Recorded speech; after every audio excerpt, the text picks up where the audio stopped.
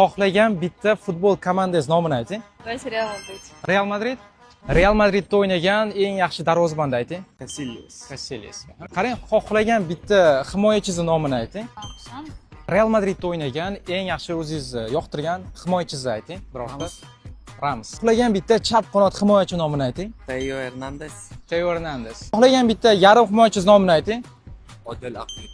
Odil Ahmed. Zo'r. Xohlagan bitta markaziy himoyachi nomini ayting. Jude Bellingham bo'lsa. Zo'r. Hujum ortida. Xohlagan bitta yarim himoyachi nomini ayting futbolda. Modric. Rostdan. Zo'r. Xohlagan bitta chap qanotda o'ynaydigan futbolchi nomini ayting. Hujumchi. Vinicius Junior.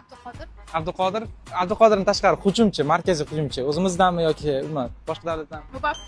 Mbappe.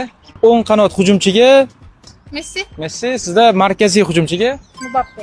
Zo'r. Barsa bilan Realni hozir o'ynab qo'ydi.